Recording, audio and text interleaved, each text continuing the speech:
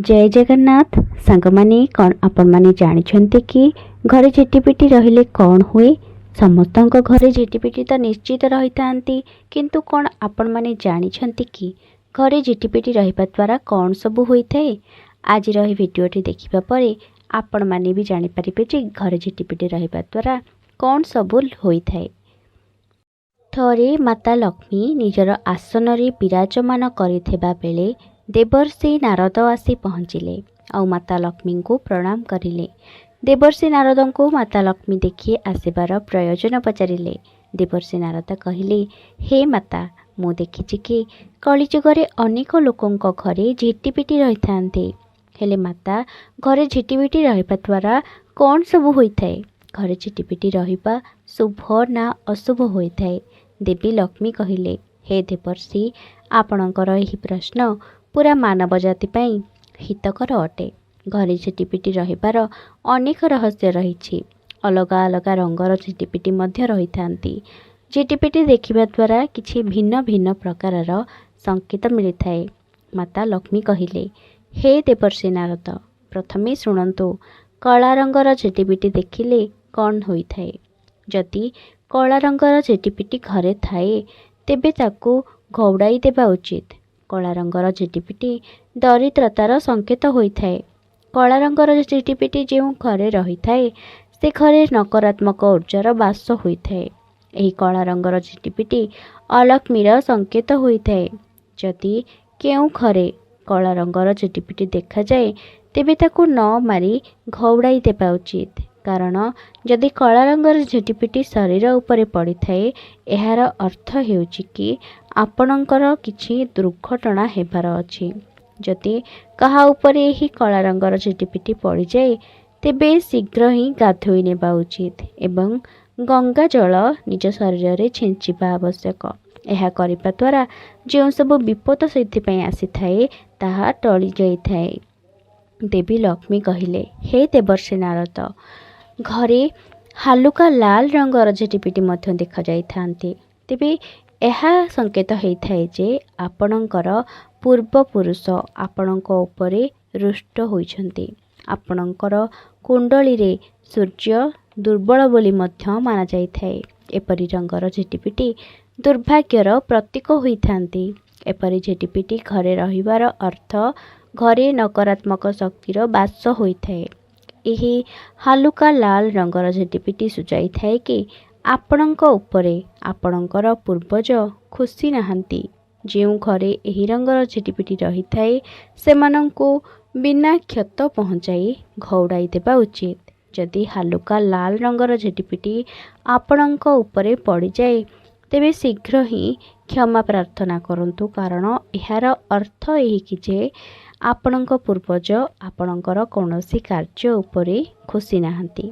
एहा आपणक उपरे पड़िले तुरंत स्नान करिनेबा उचित। एमानंकु क्षत न पहुँचाई घौड़ाई देबा उचित। एमानंकु मारिबा द्वारा घर को दुर्भाग्य आसीथाए। एहा परे माता लक्ष्मी कहिले, हे देवर्षि नारद, घरे जदि दाग दाग झिटिपिटी रही थाए तेबे एपरि रंगर झिटिपिटी रहिबा द्वारा कला जादूर संकेत होइथाए। एही रंगर झिटिपिटी जो घरे रही थाए एहार अर्थ आपणक उपरे काहार खराब नजर रहिछि एवं आपणक घरे नकारात्मक ऊर्जार बास होइथाए। एही रंगर झिटिपिटी मानंकु ध्यान पूर्वक घरो बाहर करिदेबा उचित।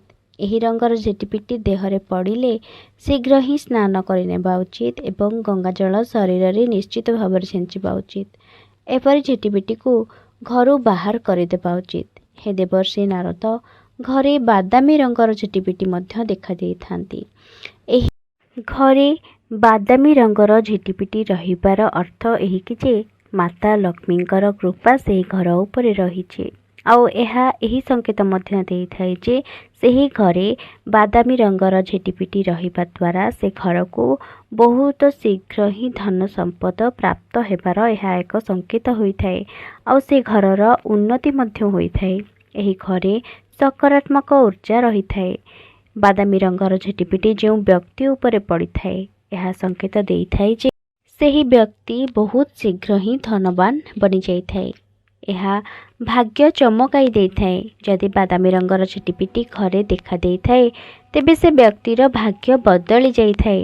ଯଦି ଏହି ବାଦାମୀ ରଙ୍ଗର ଝିଟିପିଟି ଶରୀର ଉପରେ ପଡ଼ିଥାଏ ତେବେ ଶୀଘ୍ର ହିଁ ସ୍ନାନ କରିନେବା ଉଚିତ। ଏହାଦ୍ୱାରା ଧନର ବର୍ଷା ହୋଇଥାଏ। ଶରୀର ଉପରେ ଯେଉଁ ରଙ୍ଗର ଝିଟିପିଟି ପଡ଼ିଲେ ମଧ୍ୟ ସ୍ନାନ କରି ଗଙ୍ଗାଜଳ ଛିଞ୍ଚି ନେବା ଉଚିତ। ଏହାଦ୍ୱାରା ସକାରାତ୍ମକ ଉର୍ଜାର ଲାଭ ମିଳିପାରିବ। ଏପରି କରିବା ଦ୍ୱାରା ଆପଣଙ୍କ ଘରେ କେବେ ବି ଦରିଦ୍ରତାର ବାସ ହୋଇନଥାଏ। ଯେଉଁ ବିପଦ ବି ଆସିବାର ଥାଏ ସେ ସବୁ ନଷ୍ଟ ହୋଇଯାଇଥାଏ। ଯଦି ଏହି ବାଦାମୀ ରଙ୍ଗର ଝିଟିପିଟି କେହି ବି କ୍ଷତି ପହଞ୍ଚାଇଥାଏ ତାକୁ, ତେବେ ବହୁତ ହିଁ ଖରାପ ପରିସ୍ଥିତିର ସାମ୍ନା କରିବାକୁ ପଡ଼ିଥାଏ। ସେ ବ୍ୟକ୍ତି ବର୍ବାଦ ହୋଇଯାଇଥାଏ। ସାଙ୍ଗମାନେ, ତୁଳସୀ ଗଛ କିମ୍ବା ଠାକୁର ଘରେ ଯଦି ଏକ ଝିଟିପିଟି କିମ୍ବା ଯୋଡ଼ା ଝିଟିପିଟି ରହିଥାନ୍ତି ତେବେ ଏହାକୁ ବହୁତ ଶୁଭ ବୋଲି ମାନାଯାଇଥାଏ। ଏହା ଏକ ସଂକେତ ଯେ ଘରେ ମାତା ଲକ୍ଷ୍ମୀ ବାସ କରୁଛନ୍ତି। କଥାକୁ ଆଗକୁ ନେଇ ମାତା ଲକ୍ଷ୍ମୀ କହିଲେ, ହେ ଦେବର୍ଷି ନାରଦ, ମୁଁ ଆପଣଙ୍କୁ ଝିଟିପିଟି ରଙ୍ଗ ବିଷୟରେ ଏବଂ ତାର ମହତ୍ତ୍ୱ ବିଷୟରେ କହିଲି। ଏବେ ଶୁଣନ୍ତୁ କେଉଁ କେଉଁ ଜାଗାରେ ଝିଟିପିଟି ମିଳିବା ଶୁଭ ହୋଇଥାଏ ଓ କେଉଁ ଜାଗାରେ ମିଳିବା ଅଶୁଭ ହୋଇଥାଏ। ଯଦି କୌଣସି ଘରେ ବା ଘରର କୌଣସି କୋଠରୀରେ କଳା ଝିଟିପିଟି ମିଳିଥାଏ ତେବେ ଏହା ମାନାଯାଇଥାଏ ଯେ ସେହି ଘରେ ଧୀରେ ଧୀରେ ଧନ ହାନି ହେବାକୁ ଲାଗିଥାଏ। ଏହା ଏକ ସଂକେତ ହୋଇଥାଏ ଯେ ଘରେ ଭୂତ ପ୍ରେତର ବାସ ହୋଇଥାଏ। ଏହା ମଧ୍ୟ ଏକ ସଂକେତ ଯେ ଆପଣଙ୍କ ଉପରେ ପିତୃଦୋଷ ଲାଗିପାରେ। ଯଦି ପତି ପତ୍ନୀଙ୍କ କୋଠରୀରେ କଳା ରଙ୍ଗର ଝିଟିପିଟି ଦେଖାଯାଇଥାଏ ତେବେ ସେମାନଙ୍କ ଭିତରେ ମତଭେଦ ଏବଂ କଳିଝଗଡ଼ା ହେବାର ଏହା ଏକ ମଧ୍ୟ ସଂକେତ ହୋଇଥାଏ। ଯେବେ ଏପରି ରଙ୍ଗର ଝିଟିପିଟି କୌଣସି କୋଠରୀରେ ଦେଖା ଦେଇଥାଏ ତେବେ ତାକୁ ଶୀଘ୍ର ହିଁ ଘଉଡ଼ାଇ ଦେବା ଉଚିତ। କିନ୍ତୁ ଏହା ମଧ୍ୟ ଧ୍ୟାନ ରଖିବା ଉଚିତ ଯେ ଏମାନଙ୍କୁ କେବେ ବି କ୍ଷତ ପହଞ୍ଚାଇବା ଉଚିତ ନୁହେଁ, ନଚେତ୍ ଆପଣଙ୍କୁ ମହାପାପ ଲାଗିଥାଏ। ଦେବୀ ଲକ୍ଷ୍ମୀ କହିଲେ, ହେ ଦେବର୍ଷି ନାରଦ, ଯଦି ଘରୁ ଇଟା ଭିତରୁ ଝିଟିପିଟି ବାହାରୁଥିବାର ଦେଖାଦିଏ ତେବେ ଏହା ବୁଝିଯିବା ଉଚିତ ଯେ ଘର ଉପରେ ରାହୁ କେତୁଙ୍କ କୁଦୃଷ୍ଟି ରହିଛି। ରାହୁ କେତୁ ସେ ଘର ଉପରେ କୋପ ଦୃଷ୍ଟି ରଖିଛନ୍ତି। ପ୍ରାୟତଃ ଲୋକ ରାହୁ କେତୁଙ୍କୁ ହାଲୁକା ଭାବରେ ଗ୍ରହଣ କରିଥାନ୍ତି।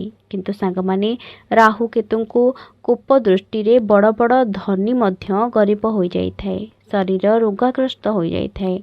କଳା ଝିଟିପିଟି ରାହୁ କେତୁଙ୍କ ସମ୍ବନ୍ଧିତ ହୋଇଥାନ୍ତି। ରାହୁ କେତୁଙ୍କ କୁଦୃଷ୍ଟି ଯେଉଁ ଘର ଉପରେ ରହିଥାଏ ସେ ଘରେ କଳା ରଙ୍ଗର ଝିଟିପିଟି ଦେଖା ଦେଇଥାନ୍ତି। ଏହି ରଙ୍ଗର ଝିଟିପିଟି ଖରାପ ସମୟକୁ ସୂଚାଇଥାଏ। ରାହୁ କେତୁଙ୍କୁ ପ୍ରସନ୍ନ କରିବାକୁ ଚାହୁଁଥିଲେ କଳା ରଙ୍ଗର ବିଲେଇକୁ କ୍ଷୀର ପିଆଇବା ଉଚିତ। କଳା ରଙ୍ଗର କୁକୁରକୁ ମଧ୍ୟ ଭୋଜନ କରାଇବା ଦ୍ୱାରା ରାହୁ କେତୁ ପ୍ରସନ୍ନ ହୋଇଥାନ୍ତି। ଆଉ ଏସବୁ 2 ପ୍ରହରରେ ଯଦି କରାଯାଏ ଅନେକ ଶୁଭ ଫଳ ମିଳିଥାଏ। ସାଙ୍ଗମାନେ, ଗାଈକୁ ମଧ୍ୟ ଯଦି କଳା ଗାଈକୁ ମଧ୍ୟ ଯଦି ଭୋଜନ କରାଇବାକୁ ଦିଆଯାଏ ତେବେ ଏହା କରିବା ଦ୍ୱାରା ମଧ୍ୟ ରାହୁ କେତୁ ପ୍ରସନ୍ନ ହୋଇଥାନ୍ତି। କଥାକୁ ଆଗକୁ ନେଇ ଦେବୀ ଲକ୍ଷ୍ମୀ କହିଲେ, ହେ ଦେବର୍ଷି, ଯେଉଁ ଝିଟିପିଟିର ଲାଞ୍ଜ ନଥାଏ ସେ ଯଦି ପଥର ତଳୁ ବାହାରିବାର ଦେଖାଦିଏ ତେବେ କୌଣସି ବ୍ୟକ୍ତି ଯଦି ଏହାକୁ ଦେଖେ ତେବେ ବୁଝିନେବା ଉଚିତ ଯେ ସେ ବ୍ୟକ୍ତି ଉପରେ କୌଣସି ଦୋଷ ଲାଗି ରହିଛି। ଯଦି କୌଣସି ବ୍ୟକ୍ତି ଝିଟିପିଟିକୁ ମାରି ଦେଇଥାଏ ତେବେ ସେ ବ୍ୟକ୍ତି ଉପରେ ମାତା ଲକ୍ଷ୍ମୀ ରୁଷ୍ଟ ହୋଇଯାଇଥାନ୍ତି ଏବଂ ତା ଉପରେ ରାହୁ କେତୁଙ୍କର କୋପ ଦୃଷ୍ଟି ମଧ୍ୟ ପଡ଼ିଥାଏ। ମାତା ଲକ୍ଷ୍ମୀ କହିଲେ, ହେ ଦେବର୍ଷି ନାରଦ, ଯଦି ତୁଳସୀ ଗଛ ପାଖରେ ଝିଟିପିଟି ରହିଥାଏ ଏସବୁ ଭାଗ୍ୟବାନ ବ୍ୟକ୍ତିଙ୍କ ଘରେ ହିଁ ହୋଇଥାଏ। ତୁଳସୀ ଗଛ ପାଖରେ ଝିଟିପିଟି ରହିବା ଅତ୍ୟନ୍ତ ଶୁଭ ବୋଲି ମାନାଯାଇଥାଏ।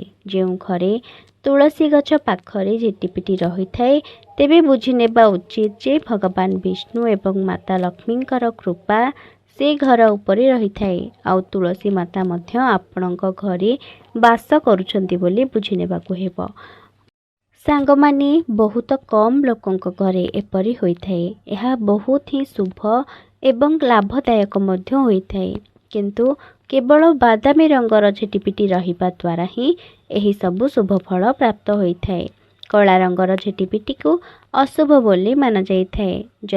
ଯଦି କୁଆଡ଼େ ବି ଯିବା ସମୟରେ ଆଗରେ ଝିଟିପିଟି ଚାଲିବାର ଦେଖାଯାଏ, ତେବେ ଜାଣିନେବା ଉଚିତ ଯେ ଆପଣ ଯେଉଁ କାର୍ଯ୍ୟରେ ବାହାରକୁ ଯାଉଛନ୍ତି ସେହି କାର୍ଯ୍ୟ ଆପଣଙ୍କର ସଫଳ ହେବ। ଆପଣଙ୍କର ସେହି ଯାତ୍ରା ମଙ୍ଗଳଦାୟକ ହେବ। ଆପଣ ଯେକୌଣସି ବି ଶୁଭ କାର୍ଯ୍ୟରେ ଆପଣମାନେ ବାହାରକୁ ଯାଉଛନ୍ତି ସେ ସବୁ ଆପଣଙ୍କର ବିନା ବାଧାରେ ହିଁ ସଫଳ ହେବ। ଆପଣଙ୍କର ସେହି ଯାତ୍ରାଟି ଶୁଭମୟ ହେବ। ସାଙ୍ଗମାନେ କଥାକୁ ଆଗକୁ ବଢ଼ାଇ ଦେବୀ ଲକ୍ଷ୍ମୀ କହିଲେ, ହେ ଦେବର୍ଷି ନାରଦ, ଝିଟିପିଟି ଲାଞ୍ଜ ଯଦି କେଉଁ ବ୍ୟକ୍ତି ଦ୍ୱାରା ଛିଣ୍ଡି ଯାଇଥାଏ ବା କୌଣସି ବ୍ୟକ୍ତି ଜାଣତରେ ହେଉ ବା ଅଜାଣତରେ ହେଉ ଯଦି ଝିଟିପିଟିର ଲାଞ୍ଜକୁ ଛିଣ୍ଡାଇ ଦେଇଥାନ୍ତି, ତେବେ ସେ ବ୍ୟକ୍ତିକୁ ଅନେକ ବିପଦ ମାଡ଼ି ଆସିଥାଏ। ସେମାନଙ୍କ ଉପରେ ରାହୁ ଓ କେତୁଙ୍କର କୁପ୍ରଭାବ ପଡ଼ିଥାଏ। ଲାଞ୍ଜ ନଥିବା ଝିଟିପିଟିକୁ ଅଶୁଭ ବୋଲି ମାନାଯାଇଥାଏ। ସାଙ୍ଗମାନେ ଏହି ପ୍ରକାରର ଝିଟିପିଟି ଯେକୌଣସି ରଙ୍ଗର ବି ହୁଅନ୍ତୁ, ଯଦି ସେମାନେ ଆପଣଙ୍କ ଉପରେ ପଡ଼ନ୍ତି ତେବେ ଆପଣମାନେ ନିଶ୍ଚିତ ଭାବରେ ସ୍ନାନ କରିନେବା ଉଚିତ ବା ନିଜ ଉପରେ ଗଙ୍ଗାଜଳ ନିଶ୍ଚିତ ଭାବରେ ପକାଇବା ଉଚିତ। ତାପରେ ଦେବୀ ଲକ୍ଷ୍ମୀ କହିଲେ, ହେ ଦେବର୍ଷି ନାରଦ, ଆପଣଙ୍କ ପ୍ରଶ୍ନର ଉତ୍ତର ଆପଣ ନିଶ୍ଚିତ ଭାବରେ ପାଇଯାଇଥିବେ। ଏହି କଥାକୁ ଯିଏ ବି ଠିକ୍ ଭାବରେ ବୁଝି ନେଇଥାଏ ତାର ଜୀବନ ସୁଖମୟ ହୋଇଥାଏ। ଆଶା କରେ ସାଙ୍ଗମାନେ ମୋର ଏହି ଭିଡ଼ିଓଟି ଆପଣମାନଙ୍କୁ ଭଲ ଲାଗିଥିବ। ଯଦି ଭଲ ଲାଗିଥାଏ ଭିଡ଼ିଓକୁ ଗୋଟିଏ ଲାଇକ୍ କରି ଚ୍ୟାନେଲକୁ ସବସ୍କ୍ରାଇବ୍ କରିନିଅନ୍ତୁ ଆଉ ନିଜର ପ୍ରିୟଜନମାନଙ୍କୁ ଏହି ଭିଡ଼ିଓଟିକୁ ସେୟାର କରିଦିଅନ୍ତୁ। ନେକ୍ସଟ ଆଉ ଏକ ଟପିକ୍ ଆପଣମାନଙ୍କ ପାଇଁ ନେଇକି ଆସିବି। ସେତେ ପର୍ଯ୍ୟନ୍ତ ବିଦାୟ ଦିଅନ୍ତୁ। ରହିଲି, ନମସ୍କାର।